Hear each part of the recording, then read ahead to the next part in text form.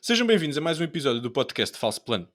Neste episódio vamos andar muito à volta dos mundiais de ciclismo, com particular destaque, obviamente, para a corrida de estrada que se deu no fim de semana passado e para a antevisão do que ainda temos pela frente, nomeadamente a prova de contrarrelógio, a prova de sub-23 e a prova de femininos.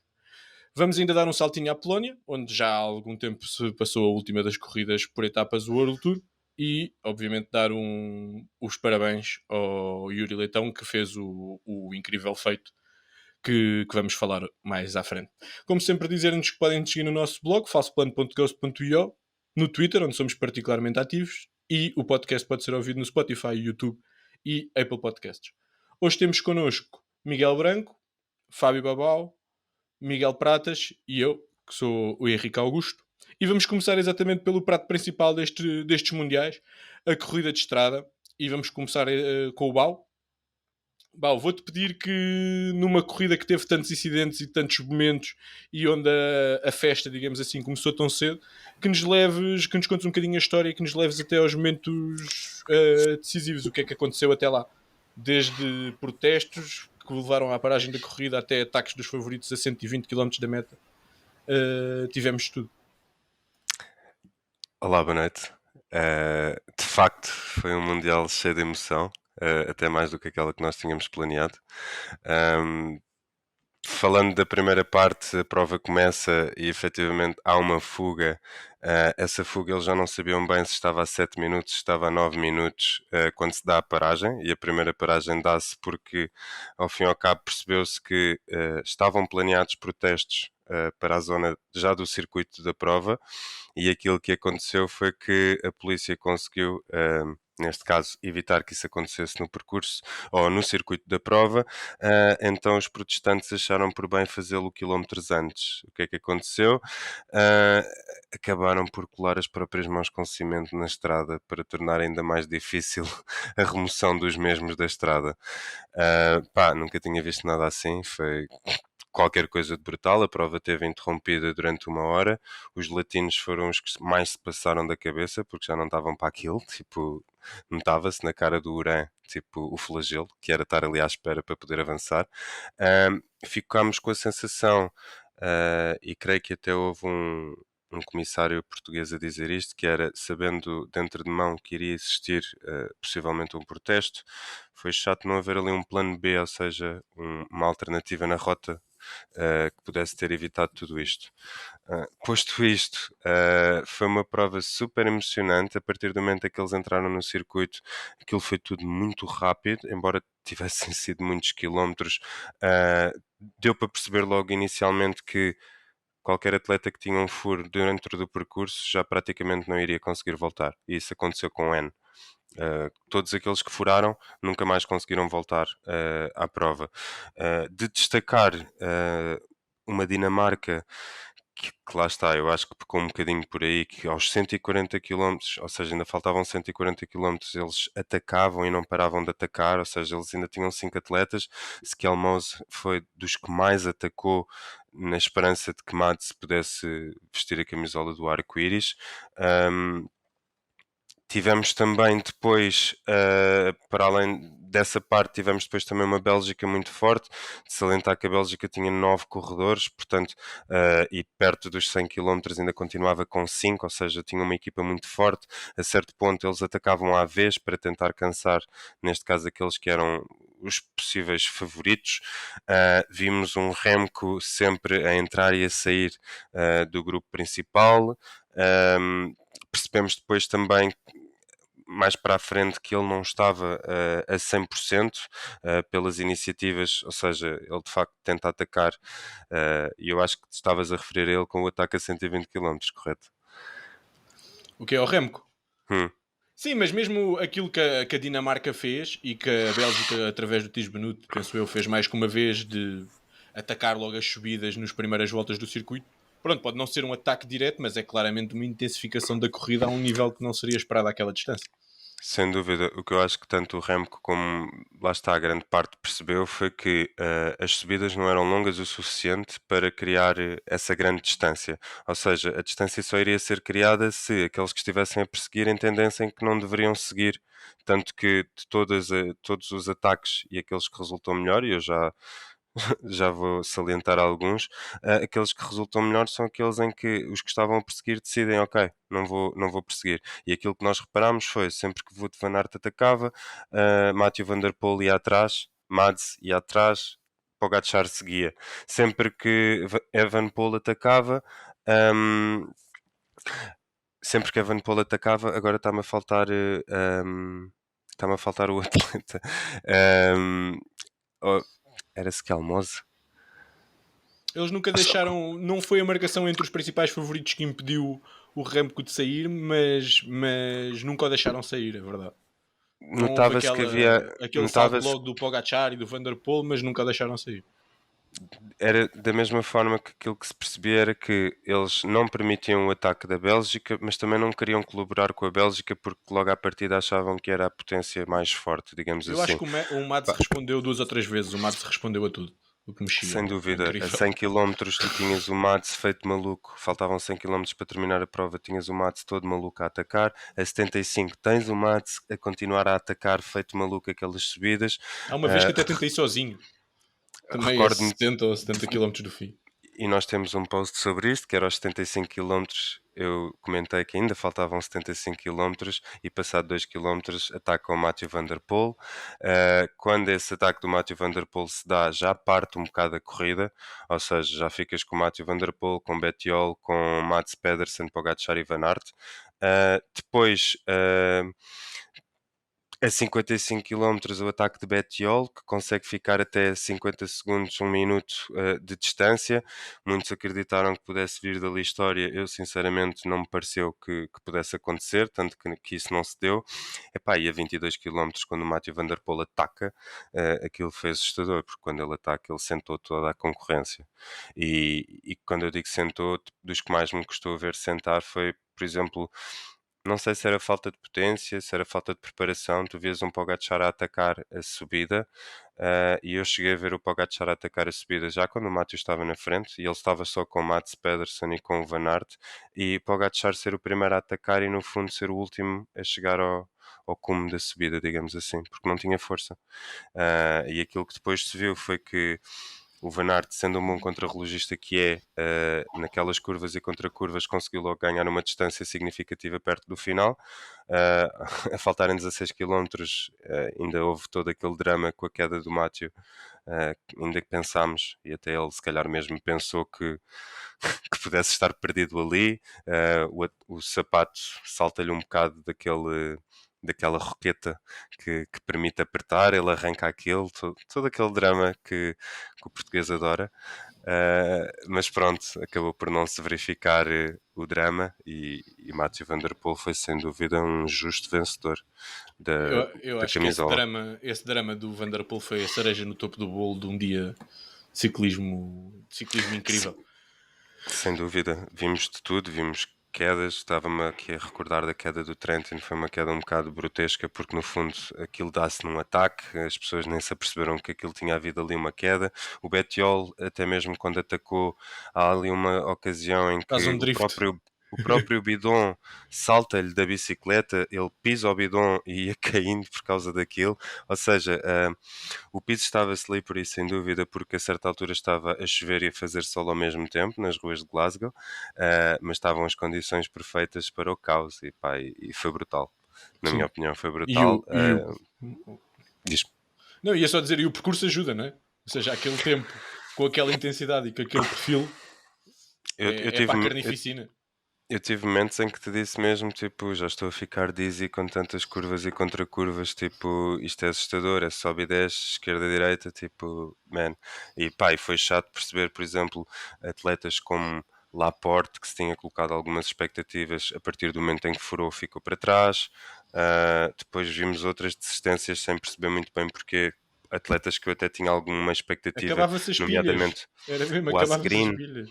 O Asgreen eu não o vi propriamente a trabalhar pela Dinamarca, ou seja, nunca foi daqueles que esteve ali a puxar e tu, de repente, de um momento para o outro, estás a vê-lo a encostar a bicicleta. Pá, Alaphilippe, igual, tipo, houve muitas desistências, porque parece que, Philipsen. hum, certo, parece que a partir do momento em que eles perceberam que, já não estou no primeiro grupo, parece que já nem lhes valeu a pena terminar a prova. Foi a sensação que me deu. Sim, foi Hum, tal a dureza. Esse caso do Laporte é giro em relação àquilo que falaste anteriormente, porque nós ficamos. Laporte era um dos principais favoritos, até tinha uma boa equipa, e nós, quando ele fura a 100 km, perto de 100 km, ficamos logo com a sensação acabou. O que mostra bem a loucura que estava a corrida, né? Tu sem dúvida. furas àquela distância e acabou, já não tens mais hipótese. A corrida não E vai a, Fr- parar. a França no final acabou a trabalhar, digamos assim, para o Madouas, que ainda era a expectativa, porque o Kuznetsov também cedo, digamos, não foi cedo, mas também desistiu logo porque já não tinha pernas para aquilo. Portanto, é de salientar pessoas como Stefan Kung, que tiveram lá sempre, ou seja, o Stefan Kung, os Queens acabaram por me surpreender porque eu não achava que iam ter capazes de aguentar aquele ritmo todo. O próprio Paulus também esteve muito bem no sentido em que, pronto, lá está, faz top, não faz top 10, fica em 11º, mas achei que tinha feito até um bom resultado na medida em que no Tour me desiludiu um bocado.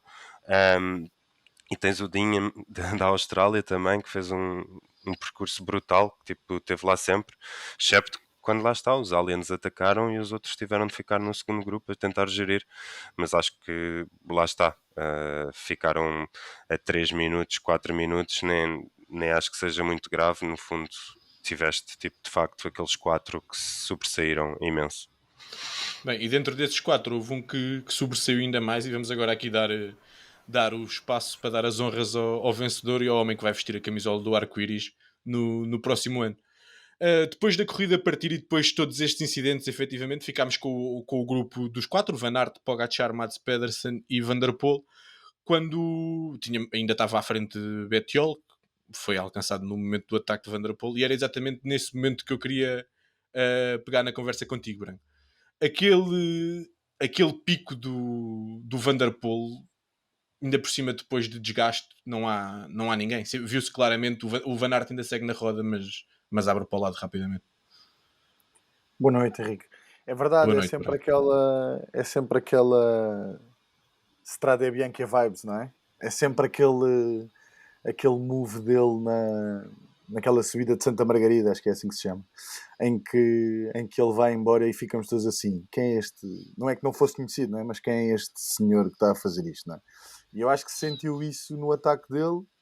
Acho que foi muito bem jogado o timing do ataque, porque tendo em conta o percurso, a coisa possivelmente, não sei, acho que a maior parte dos corredores estavam a apontar para o ataque decisivo ser na Montrose. Ele falo antes disso, antes ou depois, tendo em conta as voltas, não é? Mas pronto, falo noutro momento, e isso surpreendeu-os no o momento do ataque, obviamente com a força que ele imprimiu naquele míssil. Até podia ter sido na Montrose, que a conversa provavelmente teria Até sido a hoje mesma. podia ter avisado, não é? Podia ter dito: olhem, Exato, pessoal, vou atacar exato. agora. Tentem vir, É se isso, quiserem. né? É isso. Se bem que eu acho que ao mesmo tempo há aquela coisa de estamos a apanhar o Betiola, alguma coisa vai acontecer agora, não é? E Uhum. portanto não há de ter sido assim tão inesperado. Mas depois é isso, é de facto uma bala, não é? E ele de facto provou, como aliás, por exemplo, já tinha feito na Milan-San este ano, que quando liga aquele botão é uma coisa, pronto, que ninguém consegue responder. Sobretudo quando se percebe que estamos a falar de muita quilometragem, a Milan-San é o Uhum. caso também. E portanto é merecido, é justo, é a prova de que é um corredor que em corridas de um dia, onde não há a presença de alta montanha e há muitos quilómetros, se ele estiver bem e gerir bem até o momento do ataque, em princípio vai ganhar. E isso aconteceu mais uma vez, foi um ataque fulminante, digamos assim. E pronto, e já tinha ganho o Roubaix também, portanto é uma época, parece-me, muito, muito boa do Van der Poel, a exceção talvez para Flandres, mas aí teve um Pogacar também supersónico. E pronto, isto é curioso pensarmos que andámos a falar dele quando o Tour estava no País Basco, primeiras etapas, a dizer, pá, este Van der Poel veio na Fantasy e agora olha, não me deu nada. E depois ele chega aqui ao terreno dele e diz assim: pronto, sou o melhor, ganhei. É para E a isto que eu conversa sou, é essa, é não é? isso. Eu acho que o Vanderpool é muito focado, é aquilo que ele é. Mas no terreno dele, pá, É não há isso. pai. Vou ao tour porque é a maior prova de etapas do mundo e eu quero Tem ir que lá. ir e tal. Yeah. Mas tenho que esticar as pernas também, não é? Ver como é que isto está. Agora deixa lá fazer um ataque a 120 km numa quarta categoria só para ver se coisa. Ah, não, não é preciso, está bem. Pronto, depois quando é a contar, ele ganha. É isso. E mesmo após o momento do ataque, depois ele cria rapidamente um buraco muito grande para trás. Atribuis isso a alguma desorganização no grupo perseguidor ou achas que é mesmo uma demonstração do quão mais forte ele estava do que os restantes? Eu acho que é uma demonstração de força e acho que isso tem a ver com que o facto do Van Aert, o Pedersen e o Pogacar, o que lhes aconteceu foi que foram ao vermelho a tentar responder, não é? Porque ele sai naquela subidinha, né? Eles tentam ir, sobretudo o Van Aert, O Van Aert e foi até aos limites. Ele diz pronto, isso. e não vai, não é? E depois não vai mais. E depois, apesar de estares em plano, estás com curvas, estás num terreno complicado, estás escorregadio, e tu estás a tentar colar a um corredor que está muito menos cansado do que os outros, aparentemente, está melhor fisicamente, e em plano e mesmo em descidas, depois a distância começa a ser maior, maior, e o facto de repente aparecer uma curva e tu já não o vês, e de repente é um minuto e acabou, não é? É isso. Sim. Que ele mete 1 minuto e 40 mesmo com a queda do segundo. Não é uma Sim, distância. sim. É uma distância muito grande. O Van Aert disse Acho uma coisa gira. O Van Aert diz que estava no sítio certo, estava no momento certo, estava na roda dele, pá, mas não deu. É isso. Às vezes não dá. Não E deu. tem existido alguns dias onde com o Van der Poel às vezes não dá. Não há tática, não é uma questão, não foi uma falha tática, Exato, não foi uma falha de pernas, não foi nada, não deu. claro. O outro estava mais forte. Diz, Bau, ias acrescentar alguma coisa? O Vanderpool tem um comentário muito interessante no final, quando lhe perguntam a que é que sabe esta vitória, e ele disse: sabe-me imensas coisas, mas acima de tudo a vingança. Porque ele sabe que o ano passado também estava em forma para ganhar, só que aconteceu a situação dele ter sido preso por causa dos miúdos que estavam lá a fazer barulho à porta do quarto dele. E, ou seja, eu acho que ele aqui também tinha esta sede de vencer. E pegando na ideia de que quando ele faz aquele ataque, mais ninguém consegue acompanhar, nas voltas seguintes ele continua a atacar nas mesmas subidas. E Pois se é, calhar com a ele vai mesma sozinho potência. com 1 minuto e tal de avanço a sprintar as subidas. E os outros não conseguiam acompanhar nas subidas e por isso é que ele depois conseguia ganhar sempre tempo, porque era subida, descida, subida, subida. Parecia que Pá, estava com força a mais ainda, tinha que gastar a energia toda antes de acabar. incrível. E o Van Aert mostrou novamente que provas com mais de 200 km, de facto aquilo custa-lhe um bocado, porque notou-se ali momentos em que ele já estava mesmo no headline. Mas o Van Óbvio Aert que teve ainda... incrível. O Van Aert teve incrível. Eles também eram 9, não é? A Bélgica, digamos assim. Sim. Vamos passar ao Pratas, falar aqui um bocadinho da Bélgica, exatamente, aproveitar que o Bau puxou por aí. Eram os grandes favoritos à partida, tinham o melhor elenco, tinham 3 dos principais favoritos, nas casas de apostas 3 dos 5 principais favoritos, mas acabavam por voltar a repetir o segundo lugar de Van Aert, e Remco nem sequer conseguiu estar na disputa. Como é que lês a prestação da equipa belga? Super Bélgica acabou por ter 3 no top 9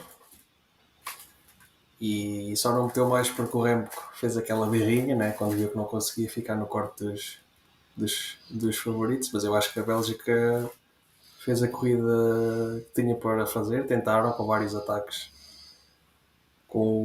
principalmente com o Van Aert e com o Remco, mas nunca deu, houve sempre corredores fortíssimos, nomeadamente os 3 que acompanharam o Van der Poel, que respondiam sempre aos ataques. E em relação ao Van Aert, já começam a ser segundos lugares a mais, não é? Esta rivalidade já vem das camadas jovens do ciclocross. Houve sempre ascendente para o holandês, e agora na estrada, desde 2009, 2020, quando eles se assumiram como os 2 grandes classicómanos do pelotão. Eu lembro-me quando o Van Aert explodiu em 2020, começou uma temporada a ganhar Milão-San Remo, ganhou a Estrada e depois ganhou Milão-San Remo, conquistando o seu primeiro monumento. A partir daí já passaram mais 3 anos e nunca mais ganhou nenhum. E o Van der Poel já conquistou desde essa 4 altura mais um Mundial, 5 se 4 quiseres. mais um Mundial. Aliás, esse monumento foi o último em que o Van der Poel, esse Milão-San Remo foi o último em que o Van der Poel não fez top 10 num dos 5 monumentos. E o Van Aert mantém o mesmo registro, também nunca mais falhou o top 10. Eles estão talhados para estas provas, mas pelos vistos só um é que está talhado para ganhar. Quer dizer, o Van Aert já é o segundo Mundial que faz segundo, já fez segundo também nos Jogos Olímpicos. Já fez segundo no de contrarrelógio também, acho eu. Exatamente. Vamos ver se daqui a uns dias consegue derrotar o Remco. E o monumento já soma carradas de pódios, mas começa a ficar tarde para conseguir construir um palmarés melhor. Eu sinceramente não entendo. Já são anos e anos sempre com estes registros, sempre com ascendente para o Van der Poel. Eu não sei, se fosse o Van Aert, acho que eu ia sempre na roda do Van der Poel em todos os monumentos. Quer dizer, ele é sempre bastante ativo, ataca, responde aos ataques, e o que vimos nestes mundiais foi isso que ele fez, porque tinha a melhor equipa, e foi isso que o Van der Poel não fez assim tanto, né? Soube se resguardar, depois fez 2 ataques brutais e o segundo ataque matou toda a gente. Acho que o Van Aert teve bem, a Bélgica teve bem, mas não, simplesmente o Van der Poel foi mais forte. Mas Queres é isso. continuar e falar um bocadinho do Pogacar e do Mads, os outros dois do quarteto fantástico que tivemos na disputa pelo Quero falar desses dois e quero falar também do Remco. Ok. Se é para bater no Remco, estás à vontade. Desculpa só interromper, porque eu agora lembrei-me É que para bater no efetivamente... Remco. O Pratas ia bater no Remco agora, meu. E pode bater, eu lembrei-me que quando o Remco atacava, quem o cobria logo era o Mats Pedersen, que não o deixava fugir. E a partir daí os outros seguiam na roda. Porque quando era o Van Aert, o Van der Poel ia sempre na roda do Van Aert. Quando era o Remco, Mats nunca deixava ir. E depois também já não colaborava, ficava só por ali. E aí o Evenepoel percebia que efetivamente, ok, isto já não vai dar em nada. Sim, mas mesmo os ataques do Remco não foram aqueles ataques. Pelo menos eu nunca tive aquela sensação. E eles que estão no pelotão, estavas a dizer do Van der Poel não estar a responder, se calhar ainda tem melhor essa sensação do que nós em casa, não é? De que este ciclista hoje não está a top. Não tinha reta para isso, para poder rolar às velocidades que ele queria e durante o tempo que ele queria, porque era só curva, não dava. Sim, eu acho que o tipo de ataques não te esqueças do que ias fazer. O tipo de ataques do Van der Poel são diferentes do tipo dos ataques do Remco. E era isso que o Bal estava a dizer. Este era um percurso que não permitia criar aquelas distâncias. Ele, cada vez que atacava, passado pouco tempo, tinha que travar, senão despistava-se, como aconteceu a alguns, não é?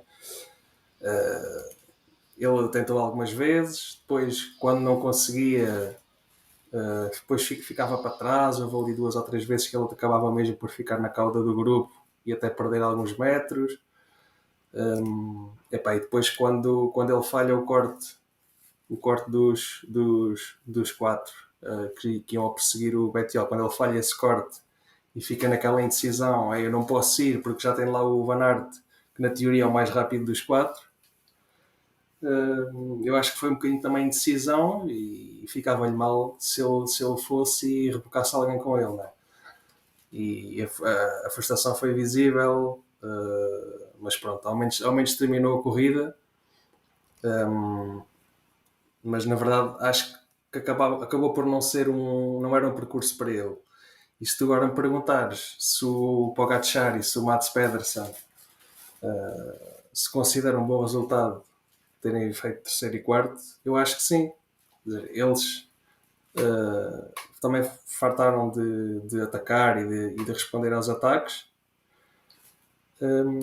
mas na verdade não era um percurso para eles, era um percurso muito, muito técnico, mais virado para os corredores de ciclocross, tal como o Van Aert e o Van der Poel, que eram para mim os favoritos depois de ver este circuito, eram claramente os favoritos, por isso não acho que eles fizeram tudo o que podiam,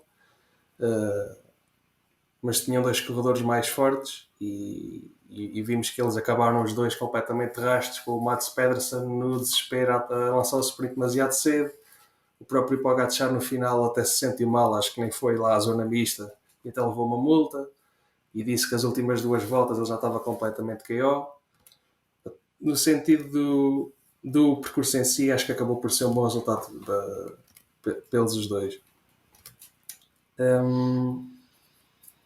E acho Mais que, algum acho, outro nome acho que queiras destacar, tirando estes óbvios? Ou podemos seguir? Destaques tenho aqui 3 destaques. O Bettiol tentou. E não quero alongar muito mais porque não tenho uma relação muito boa com este corredor. Mas merece o elogio pela coragem. O outro corredor que eu quero destacar é o Pino da DSM, o Matteo Dinham, que teve numa das fugas iniciais, depois aguentou-se e acabou num completamente surpreendente 7º lugar.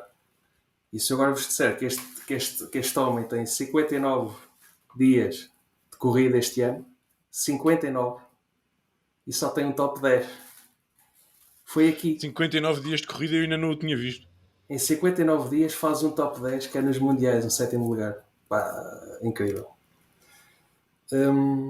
Depois queria destacar o Tom. O Bau, entretanto, já destacou outros nomes que também merecem elogios, mas ele não falou aqui do Narvaez, que eu acho que fez uma corrida espetacular e aquela queda foi muito inglória. Ele era dos corredores que parecia mais forte, sempre bem posicionado, também a responder a ataques. Fez uma corrida muito boa e aquela queda dá pena. Não merecia, mas o Narvaez também é um corredor que parece que os azares já começam a ser comuns na sua carreira. Tens toda a razão, e até houve quem dissesse que aquela queda do Narvaez foi quem provocou o corte entre o primeiro e o segundo grupo.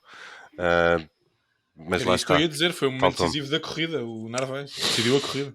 Não da maneira que eu estava à espera, mas se calhar isto ia dar mais ou menos ao mesmo, iam acabar os outros 4 à mesma, mas que corta ali, corta eles os 4 mais o Benuto, acho eu na altura, corta atrás. Vamos então prosseguir em estreia no Falso Plano. Acho que é a primeira vez que vamos falar de pista. Mas pronto, o Yuri Leitão merece esse destaque. Ontem, depois dizer, vou interromper-te, porque isso vais não é mandar verdade. vir. Isso não é verdade e eu tenho que Já falámos da corrigir. Tata. Já falámos da Tata. Pois. Eu E não do tinha a Ivo, certeza. acho que foi o Ivo que teve também um título nos europeus. Foi? Foi. Pronto, peço desculpa. Podes continuar. Mas não tinham um separador só para eles. Acho que tinham. É sério? Tá Mas bem. podes ir Não ver sei quem é que escreveu esse guião. Podes ir ver Dessa vez. ao arquivo Falso Plano, não é? Com certeza. Vou procurar por Ivo Oliveira. Nós temos isto tão organizado que é fácil. Pronto. Se não é uma estreia, é uma das primeiras vezes. E foi a primeira vez que eu vi uma prova completa de Omnium, que são 4 provas. Isso claramente foi a minha primeira vez. E quando acabaram os mundiais, achei, ok, já tive 5 horas a ver ciclismo, agora vou à minha vida. Mas o Yuri tinha outras ideias. E continuou, depois de ter vencido o Scratch, venceu também a segunda corrida que se chama Pace Race, uma coisa assim parecida com isso. E voltou a vencer e eu pensei, pronto, vou ter que ficar o resto do dia a acompanhar. E realmente com o tempo foi crescendo a esperança, foi crescendo a motivação que ele nos estava a dar, porque ele claramente parecia muito forte e deu-nos essa alegria. Eu queria dar os parabéns ao Yuri e passar aqui a palavra ao Pratas, que teve durante o dia a acompanhar comigo e a sofrermos na esperança de vermos pela primeira vez um português campeão do mundo de pista. Eu não tenho muito mais a acrescentar e partilho dos mesmos sentimentos que tu. Eu também nunca acompanhei tanto tempo aqui as provas de pista, nem tão pouco conhecia as regras, mas este dia serviu também para perceber melhor como é que funcionam estas modalidades. No caso, esta que tem quatro disciplinas, por assim dizer, e foi incrível ver a última, a derradeira, foi muito emotiva, apesar da televisão estar os comissários terem-se Estavam a baralhado dar um pontos bocadinho. à balda, pá. Eu não estava a perceber. Eu a pensar que era mesmo eu que não estava mesmo a perceber nada. Depois eles começaram a tirar pontos e eu, ok. Sim, Já não estou assim tão mal.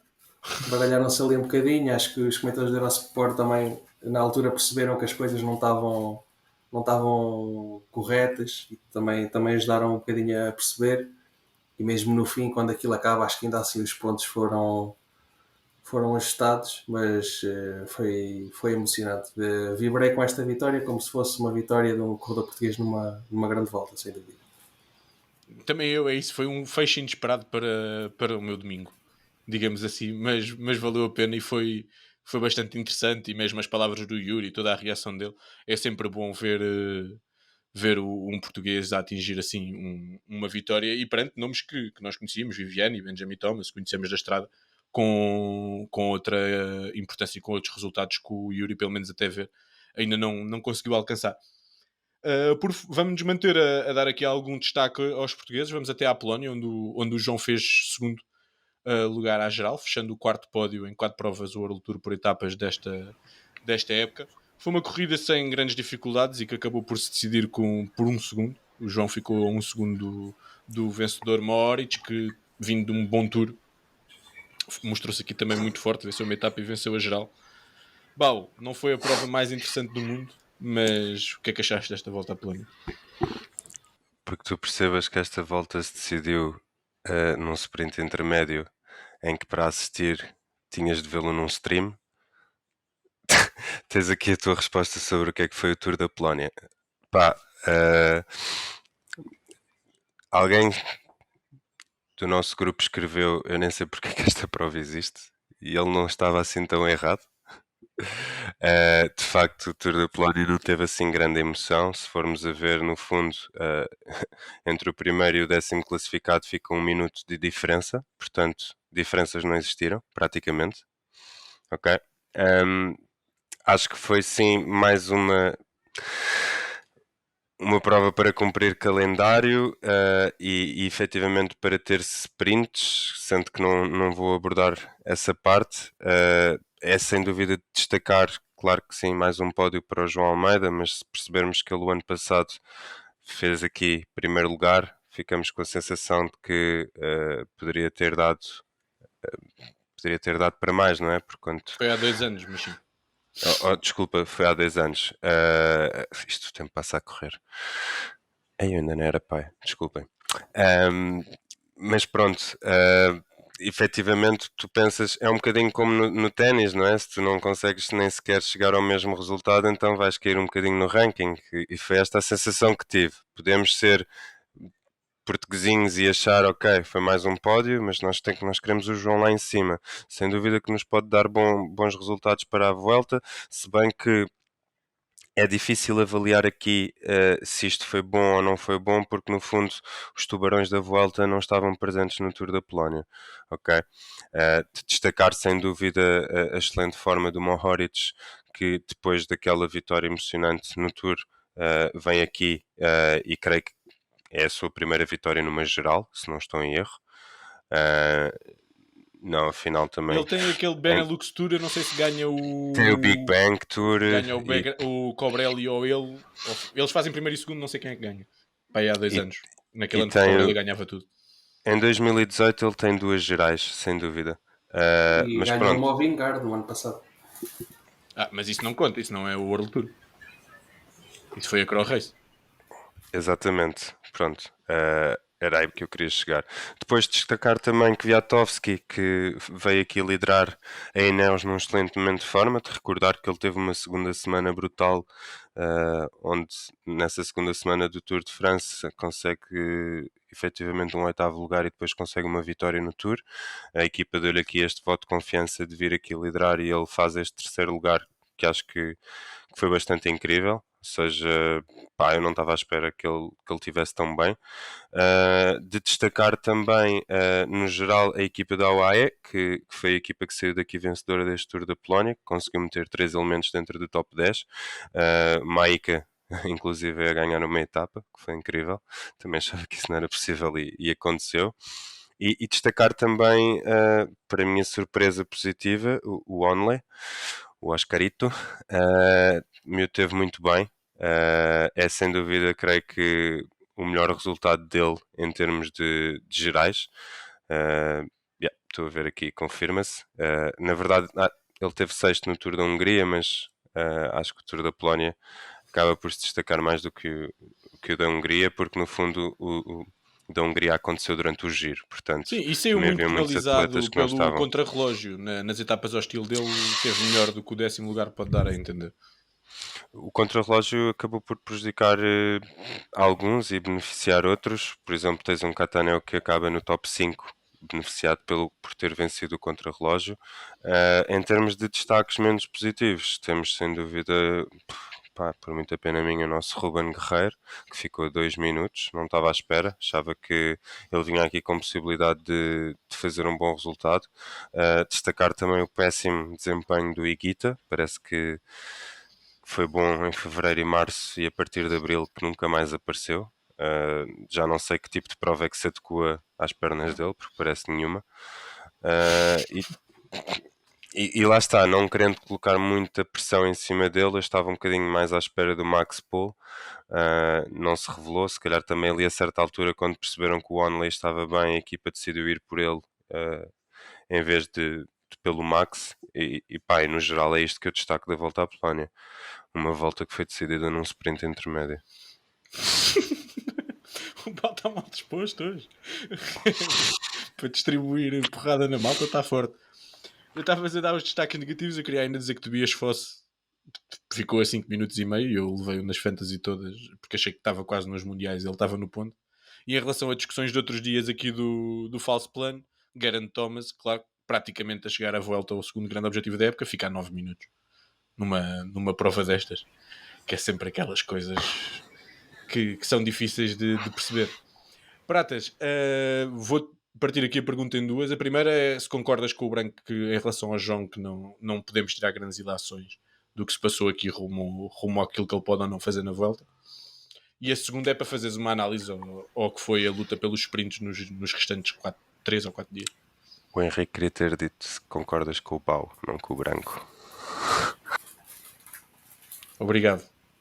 É porque depois dá a ideia que eu sou sempre muito crítico do João Almeida, não é? Quer dizer, até parece que... Enfim. Posso? Obrigado.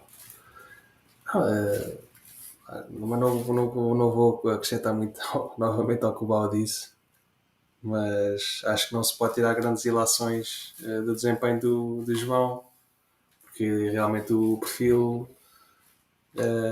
não tinha as montanhas que ele vai apanhar na Vuelta, tinha uns finais rápidos, discutidos em grupos reduzidos, e ele cumpriu.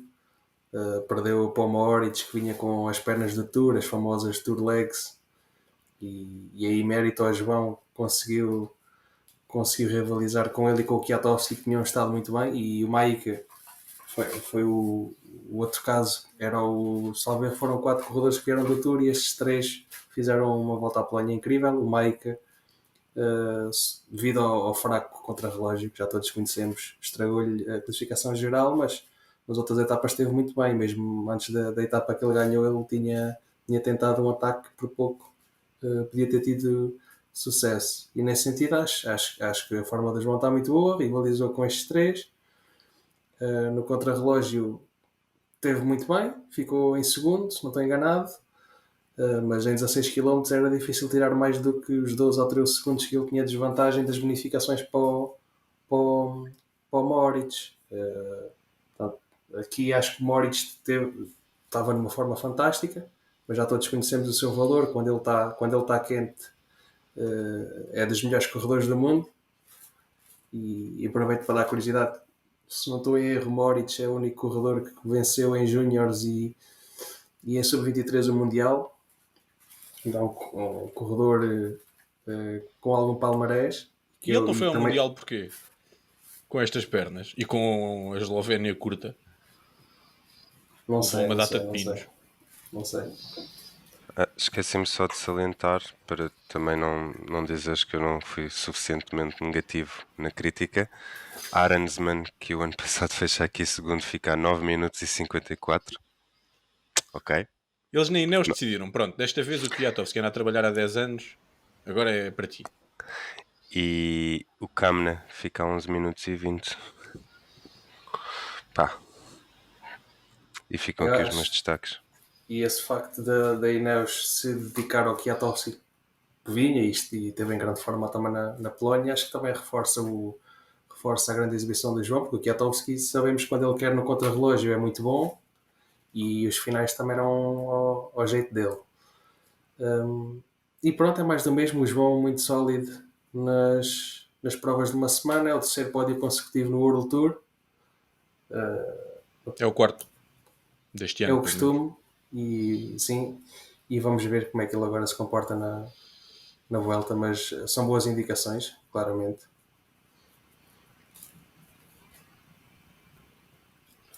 Tinha-te pedido também, entretanto esqueceste, que fizesse uma análise aos sprints. Deu 2 vezes Merlier, deu uma vez Coir e deu uma vez ao Vandenberg, embora este último num sprint já mais reduzido. Eram os dois grandes sprinters, na minha opinião, claramente o nível acima de todos os outros. Sei que há muita malta que ainda pensa que o Sam Bennett é um sprinter topo, mas já não é.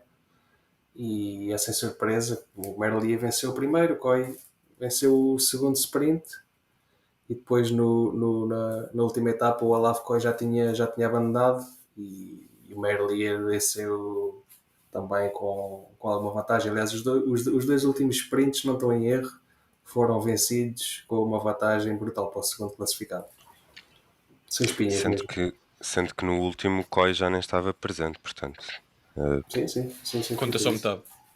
O que eu acho brutal, e poderia ser até um caso de estudo, é tipo, na altura em que o Sam Bennett não vai ao Tour e acaba por ir o Cavendish, tipo, eu de longe que achava que quando o Sam voltasse a diferença ia ser tanta, ou seja, parece que eles perdes ali uma grande volta ou perdes ali 6 meses e quase que já não consegues acompanhar, por isso, de certa forma, até acho surpreendente o trabalho todo que o Jacobsen conseguiu fazer de regressar e ok que não é um sprinter incrível porque não tem sido aquele poço de força, porque tem as suas debilidades e o Jasper acabou por fazer um tour muito superior, mas pá, parece que para os sprinters, parece que ficas ali um ano sem competir ou 6 meses sem competir e depois é difícil voltar a regressar porque há sempre malta nova a aparecer cheia de energia.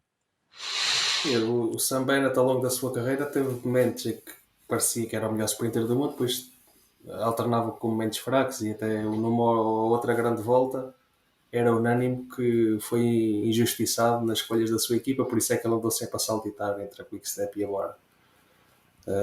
Mas neste tour também parecia que era uma injustiça, apesar de ele não ter estado a fazer um ano nada especial, mas o Jordi Meus também não.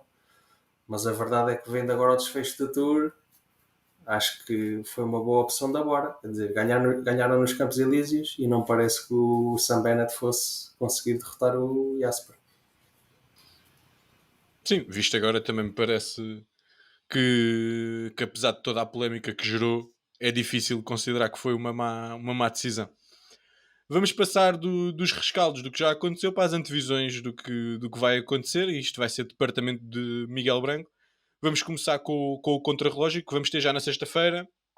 Vamos ter um sucessor ao nível de Tobias Foss, ou desta vez vamos mesmo ter um dos melhores contrarrelógios do mundo a usar a camisola?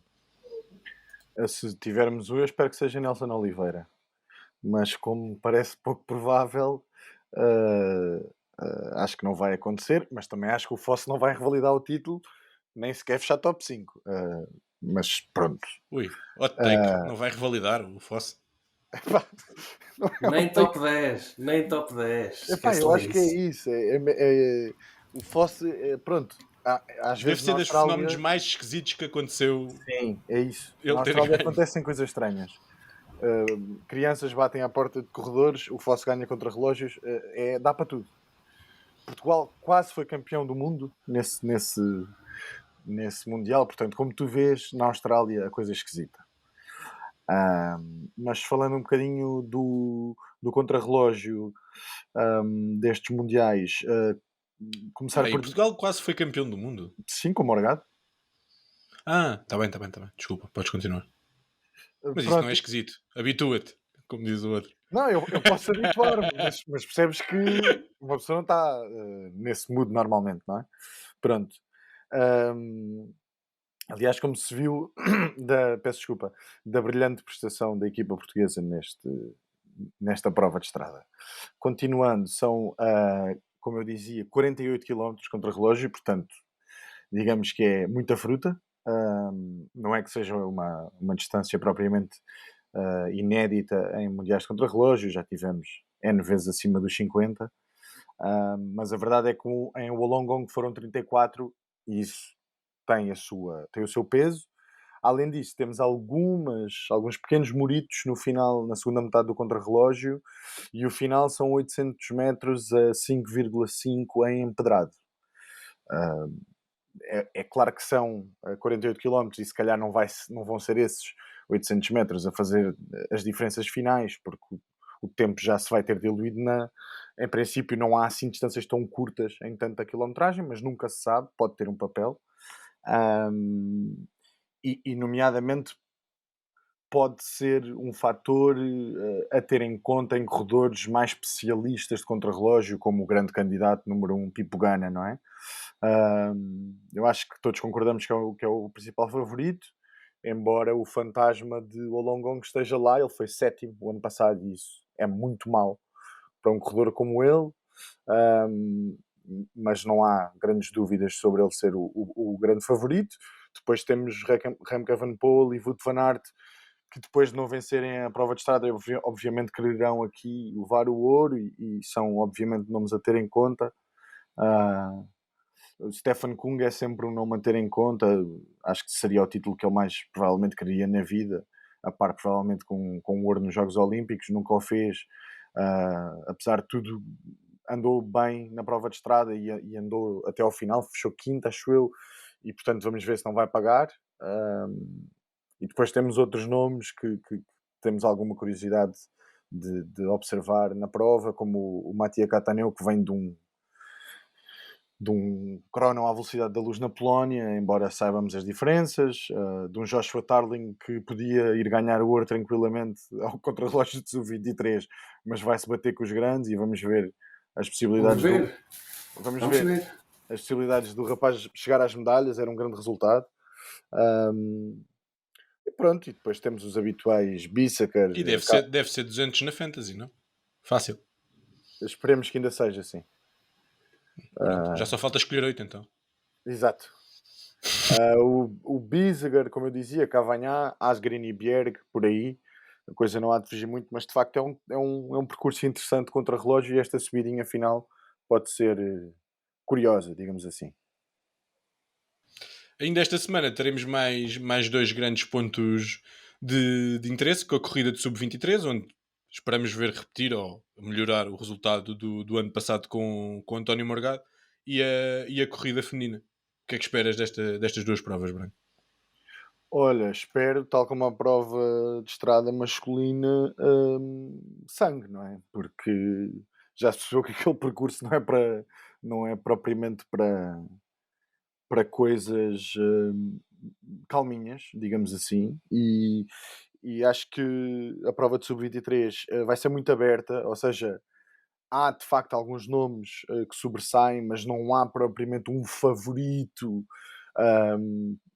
a meu ver, número 1 muito destacado, e já lá vou mencionar os diversos nomes possíveis, mas portanto falamos de um percurso de 168 quilómetros e o circuito final de Glasgow, como vimos nos masculinos, aqui são 6 voltas, nos masculinos elites, aqui são 6 voltas para o sub-23, o que não vai deixar de ser muito duro. A Bélgica, por exemplo, tem o Thibaut, que é um corredor que este ano foi uma das grandes surpresas do pelotão internacional e que correu sempre com elites praticamente, e que vai, parece-me a mim, tentar lutar pelo título, E embora que vem a coisa... do ciclocross, que parece ser um bom indicador para esta prova, isso não é? faz dele um evidente candidato. além de ter uma seleção, uma equipa à volta dele, onde, tirando o Alex Sigert, não há propriamente gente com possibilidade de ganhar as medalhas, parece-me, e portanto eu acho que mesmo o Sigert, que está mais focado no contrarrelógio, vão trabalhar para o Nice. A França, que tem um equipão, não é? Tem o Axel Laurens, por exemplo, já correu muitas vezes em elites e é um corredor que se adapta a este tipo de percurso com subidinhas exigentes. Tem o Yubi, o Paleni, que também já se fará de correr na Grupama. Tem uma data de nomes, todos eles muito candidatos. Aliás, o difícil na França é perceber quem é que vai ser o líder, para quem é que eles vão correr. Tem o Isador, entre outros, pronto. O Reino Unido tem o Nurkar, não sei como é que se diz este nome, mas pronto, aquele rapaz que ganhou uma etapa no Giro Next Gen e que foi sexto no Gran Caminho, que é sobretudo um trepador, portanto vamos ver como é que ele se adapta ao percurso, mas tem o Riz e o Donaldson ainda, portanto é uma boa equipa. Depois entramos na seleção italiana, onde acho que se calhar, se tiver de dizer um corredor que melhor se adapta a este percurso, talvez seja o Bussato. É feito para ele. É um corredor que já andou em elites. Este ano ganhou a Liège-Bastogne-Liège sub-23. Tem andamento. Parece-me que pode ser um dos grandes candidatos. E tem outros bons corredores na equipa, como o Milesi ou o Davide De Preto, anunciado agora para a Jeico, até 2025. E depois temos a Noruega, obviamente, com o Stone Mitted, que é outro dos grandes candidatos, talvez o melhor sub-23 do momento, grande candidato a ganhar o Tour de l'Avenir, e obviamente aqui não deixa de ser também um potencial vencedor, sabendo que, a meu ver, o percurso não é a coisa mais ideal para ele, embora ele seja um corredor completo e, portanto, possa perfeitamente estar na discussão da vitória. E o Jan Christen, na Suíça, que acabou de assinar pela Emirates, é obviamente outro dos grandes candidatos, e eu diria que estes três, Bussato, Stone Mitted e Jan Christen, são provavelmente os grandes candidatos. Depois, obviamente, temos o Rafferty, que fez segundo no Next Gen, é um trepador muito bom, pode ter uma palavra a dizer. O Pavel Bittner, da DSM, também o vimos sprintar este ano algumas vezes em elites. E pronto, e mesmo dentro dos Países Baixos temos o Van Uden, que eu acho que o percurso pode ser demasiado exigente para ele, mas também já o vimos superar bem algumas dificuldades. Por exemplo, nós que o tivemos a acompanhar na Figueira Classic, vemos que ele às vezes consegue fazer esse tipo de dificuldades. Vamos ver, mas acho que vai ser uma prova muito aberta e muito, muito disputada. Relativamente à prova de elites feminina, são 5 voltas, 154 km, 5 voltas no circuito de Glasgow, e pronto, e a conversa é sempre a mesma todos os anos. Quem é que vai conseguir que os Países Baixos não vençam, não é? É uma coisa sempre muito evidente, porque a equipa é composta pelas melhores corredoras do mundo. Não há grande conversa sobre isto. Portanto, o Vollering, Annemiek van Vleuten, a Shirin van Undrej, a Rianne Marcos, a Lorena Wiebes, que eu acho que não vai dar para ela, mas também lá está. Portanto, com tanta gente boa, quem é que vai conseguir que elas não vençam, não é? E agora tenho alguns dados que é, para se perceber a predominância dos Países Baixos nesta prova. Desde 2006, com exceção de 2014, meteram sempre alguém no pódio, e dessas vezes venceram 8. E desde 2017 só não venceram em 2021, quando ganhou a Balsam. Portanto, é assim transversal, são a grande potência. Eu acho que, como dizia, é muita fruta para a Lorena Wiebes, e o percurso adapta-se mais à Vollering do que à Van Vleuten, mas a Van Vleuten vai acabar a carreira e seria um final em grande. Kopecky? É isso, não é? A grande possibilidade é a Lotte Kopecky, quer dizer, faz um ano perfeito, uma pseudo-sprinter, obviamente classicómana também, mas que faz segundo no Tour. Isso diz muito do momento de forma dela e da carreira que está a fazer. Faz 6º lugar no Tour Malé, é uma coisa surreal para uma atleta com o peso dela. E portanto está a fazer uma temporada perfeita, tem a equipa toda à volta dela, mais ninguém ali vai tentar vencer, deduzo eu, e portanto é a grande rival dos Países Baixos. E depois, claro, temos outros nomes. A Neviadoma adapta-se bem ao percurso, tem kick, é uma bela puncher. A Liane Lippert acabou de ganhar uma etapa no Tour, num sprint seletivo em que ganhou esse sprint à Kopecky. A Marlon Reusser, se lhe dão 1 metro, já ninguém a vai buscar, sabendo que por isso mesmo se calhar não lhe vou dar 1 metro. E depois pronto, acho que temos outros nomes numa segunda linha, como a Blanca Vaz da Hungria, a Silvia Persico na Itália, e mesmo a seleção do Reino Unido tem 3 nomes que me parece que se adaptam ao perfil, como a Lizzie Deignan, a Pfeiffer George e a Anna Anderson. Vamos ver, eu acho que vai ser uma prova muito interessante e que por ter uma start list tão composta, com tantos perfis diferentes, vai ser atacada, tal como a prova masculina, desde bastante cedo. E pronto, é isso que ainda nos resta assistir nestes mundiais. Ao contrário do costume, a prova de elites foi praticamente no início da semana de mundiais, ao menos dá-nos essa vantagem e deu-nos uma boa expectativa para nos abrir o apetite para o que resta. Antes de fecharmos o programa, vamos só aproveitar e falar um pouco das primeiras transferências que já foram ocorrendo com a abertura do mercado.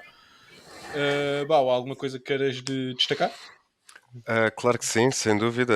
Isto começou logo bastante interessante, logo no 1º de agosto, com a passagem de Magnus Cort da EF para a Uno X. Dá-me a sensação que ele, lá está, deve ter sentido que está a perder a sua exponencialidade dentro da equipa e se calhar o Tour também não lhe correu como ele gostava, se calhar o próprio calendário não foi aquilo que lhe interessava. Creio que a exponencialidade do Nelson Paulus também veio aqui retirar um bocadinho de espaço ao dinamarquês. Passando à frente, de destacar também a transferência de Arnaud Demar da Groupama para a Arkea. Atenção, com um contrato de 2 anos, vamos lá ver o que é que isto pode dar para a Arkea. Não é que eu tenha assim uma grande expectativa.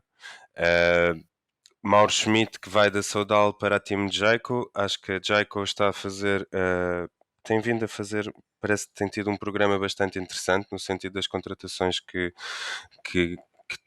tem vindo, e eu vou dizer outra vez a palavra fazer, peço desculpa, mas sem dúvida que o Schmidt vai ser uma boa adição, possivelmente para ajudar em certa parte, talvez, Simon Yates nas grandes voltas.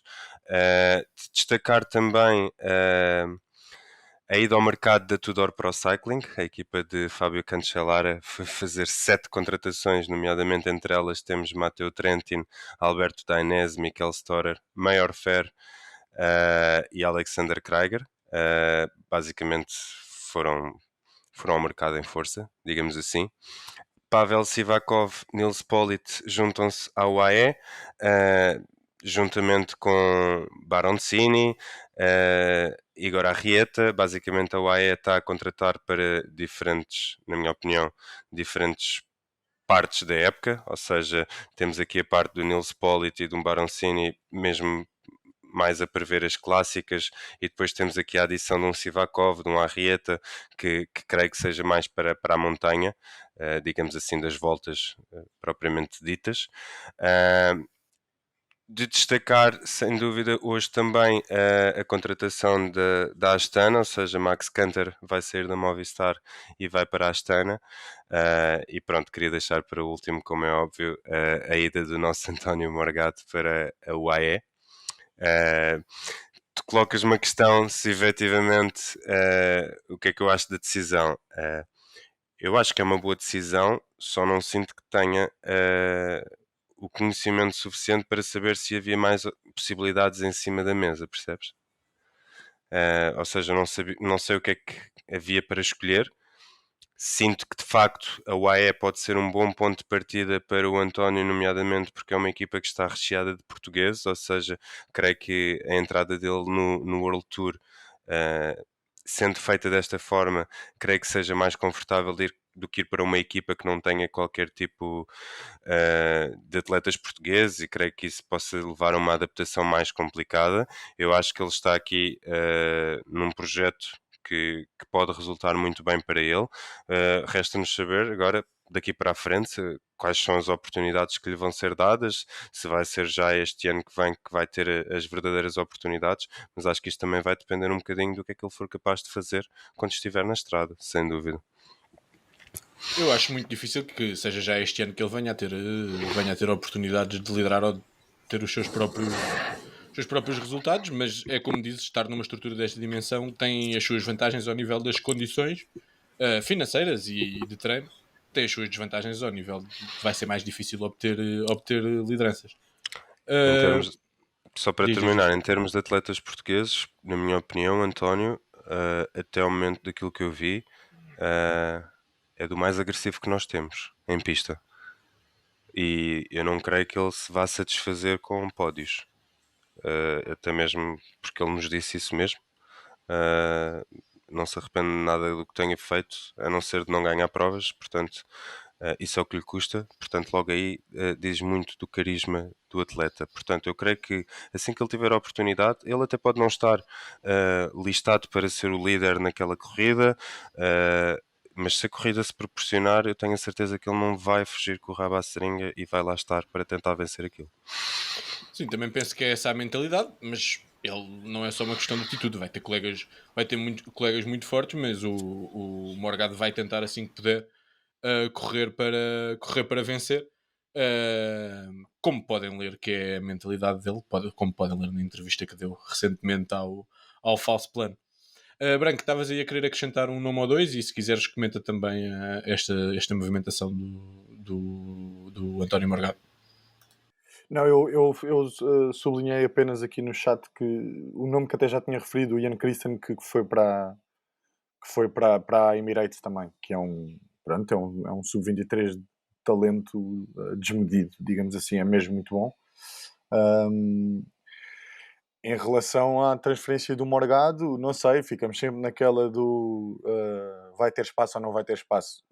Quanto ao resto, concordo, é obviamente um contrato que um corredor como ele não pode recusar, até pela estabilidade que lhe dá, provavelmente a nível financeiro. Nós não sabemos, como o Bau disse, o que é que havia mais em carteira, deduzo que existisse mais ofertas, pelo talento que ele já tem demonstrado.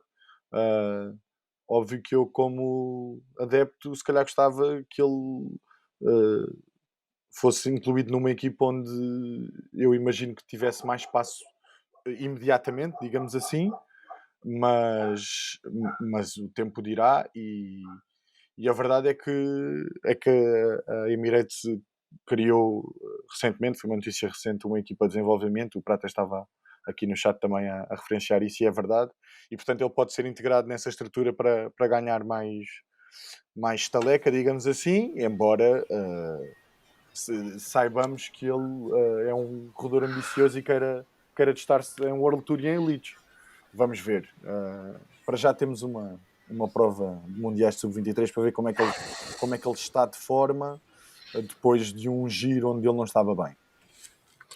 Também não, lá está, eu queria só acrescentar que também não conheço muito a personalidade do António tão bem como, porque lá está, começámos a ouvir falar do António mais o ano passado, mas como não conseguimos acompanhar pela falta de visibilidade que as corridas têm, eu gostava depois também de perceber como é que ele vai gerir tudo isto, que é, ou seja, estás a entrar numa UAE, mas de repente se vais para a equipa de desenvolvimento, como é que tu como é que vais encarar isto? Se vai ser motivante ou se vai ser desmotivante, porque se calhar até podias ter tido em carteira possibilidades que te dessem logo entrada mais direta no World Tour, ou seja, tudo aqui vai ser um bocadinho depois também ter de gerir a cabeça do atleta e não só as pernas, e vou esperar para ver, porque lá está, não conhecendo a personalidade do António, mas pelo que ele me diz na entrevista de que uma vez entrando em World Tour quer deixar de competir no Sub-23, a partir daí tu tens aqui também uma noção de que ele também não quer ficar aqui a meio, digamos assim. Portanto, o ir para a equipa de desenvolvimento, não sei como é que será visto por ele, mas tenho curiosidade, caso aconteça. Antes das despedidas, o já habitual jogo do falso plano em que eu meto os meus colegas à prova. Obviamente estamos nos mundiais, por isso vai ser relacionado com os mundiais, e vai ser uma prova a eliminar, a dizer campeões mundiais. Vai ser uma vez a cada, o primeiro a falhar ou não conseguir dizer sai, e vamos ver quem é o last man standing. Espera aí, campeões mundiais masculinos, Epá, prova de estrada? Sim, mas querem incluir contrarrelógio. Posso partir o ecrã ao meio e consigo ver os dois ao mesmo tempo. Não é preciso. Eu É, nunca vejo mundiais, nunca portanto, eu não mais. sei quem é que ganhou sequer o ano passado. Mas ok. Opa, Mas imagina, Branco. quem Nos ganhou Júniores mais do sabes. que uma vez, podes dizer 2 vezes esse atleta? Epá, não. Há tantos. Isto que nós costumamos fazer é quando é a questão das etapas que são só 21. Aqui há tantos campeões mundiais. Já Não só pode estou a haver pensar, repetições. só estou a Há tantos pensar que quem é não que temos anda memória com o má, não é? arco-íris. Quem é que anda com o Quê, arco-íris branco? nos braços? Há tantos, Bem, mas a minha alguém memória é má. É só isso. alguém se voluntaria para começar? Eu. Ah, Então vá, cabrão. bora, Branco. Remco Já é o segundo Evenepoel. episódio seguido em que alguém ofende com ordinarices um dos colegas de painel. É É uma verdade. rúbrica. Check. Remco E é sempre Evenepoel. neste jogo que traz Vou o pior de começar nós no- ok. acima. Sim, claro. Estou? Então, Remco Evenepoel. Afinal, sabes quem é que ganhou o ano passado? Yeah, só sei esse. Bau, Alejandro Valverde. pratas. Van der Poel. Aí ia dizer já o deste ano, nem sabia que isso valia. Sagan. Cave. Van Dijk. Mats Pedersen. Kwiatkowski. Rui Costa. Ui. Lance Armstrong. Eish.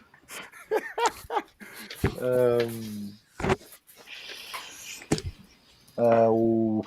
Alaphilippe. Ah, não era eu. Fuck, desculpa. E agora? Pá, isto é bué duvidoso, eu não tenho regras assim tão profundadas para este jogo. Vou só deixar passar. E a seguir é o Bau outra vez.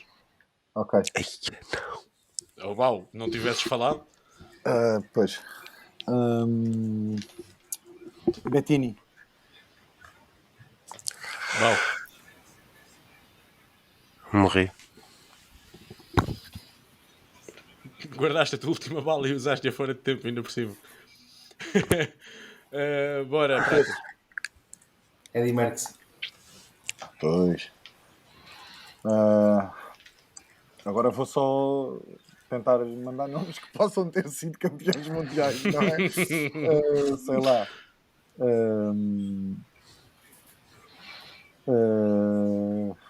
Tom Boonen. Certo? Moser. Será Mozart? que foi? Não me parece. Não, é italiano, né? É. Não. Acabou. Bora, Branco, tens que dizer um para seres o vencedor. Aí, a sério. Uhum. Cancelara. Não ganhou, né? Só ganhou contra o relógio. Está mais do que fiz. Yeah. Sim. Yeah, o resto. Espera aí. Francisco Moser ganhou em 77. Então, estamos malucos? Aí, Estavas a falar- bem! Tu estavas a falar do Não. Moreno Mozart Pratas. Não sejas mentiroso. Eu também achei que sim, por isso é que não fui ver tão para trás. Aí é o Pratas. Ei, que lixo de pessoa. Aí não vale Não, nada. estamos a brincar. Que ó. lixo de pessoa. Aí é que não vale nada. Aí eu não acredito. Mano. Tudo bem, Vá, tudo como bem. isto só valeu metade para o Pratas, tu também vou anular o teu Certo. cancelar. Vá, tens outra hipótese.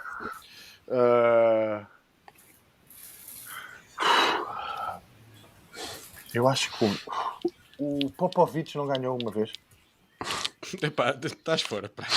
Estás fora, Branco. Sai, Olha, sai. falta um gajo, um ciclista que ganhou 3 em 7 anos. Há pouco tempo. Há pouco tempo, no século XX. E um. 3 em 7 anos. Mas isto é para o Pratas fechar. Se bem que isto já foi muito Ok, aldrabado ok. sempre. Mas, pronto. E isto já Mas foi mesmo aldrabado. era assim o único nome que eu estranhei vocês não dizerem. Eu acho que já foi dito. Foi o... Aí, é espanhol? É, Ah, ok. Pois. Então Oscar já, Freire. já- É. Oscar Claro. Freire, exatamente. Era o nome que Claro. eu pensava que estava aí a saltar. Claro, como é do que eu não Francisco. disse o Freire? Antes de ir ao Francisco Moser, que ganhou em 77. Como Eu é fui que eu não ver disse também. o Freire? Foi dito Gilberto. Não, Pois, Ai, mas é o Gilberto bué. também já não me lembrava. pois Não, também mas não. eu lembro-me. Eu Cadel vi esse Evans vídeo. também. Turushov, Eu vi assim Cadel direto. Evans. Aí o o Alex Sean. O'Ballen, eu lembro-me porque marcou-me um bocado essa prova, que eu lembro Eu que não disse, sabia quem ele era na altura. Eu disse Ainda o bem que o Francisco Ricardo não Mozart veio. porque o avião que trouxe o Papa acho que tem o nome dele, não é? Vocês não viram isso? Opa, E achas que eu este sei gajo. isso, mano? Yeah, man. É verdade, é.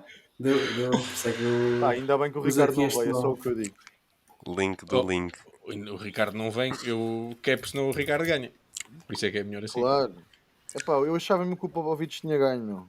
Não houve nenhum ucraniano nunca a ganhar. Nem nenhum casaco. Pá, assim, nos anos recentes, não. Só se foi no. Só se o Vinokurov ganhou de contrarrelógio. Não, Eu não, acho que foi a Lombardios, sim, um monumento qualquer, houve um desses que ganhou. Bem, malta, até do Papa já falámos, por isso acho que está na nossa horinha de irmos embora. Uh, Pessoal, muito obrigado por terem estado desse lado. Como sempre, fastplan.ghost.io, onde temos as nossas antevisões. Esta semana saiu pela primeira vez uma antevisão, uma prova nacional, com a nossa volta a Portugal. Sigam-nos também no Twitter, YouTube, Spotify e Apple. Muito obrigado. Até daqui a 15 dias havemos de voltar com, não sei se é já a antevisão da volta, mas já não andará longe disso. Muito obrigado. Um abraço.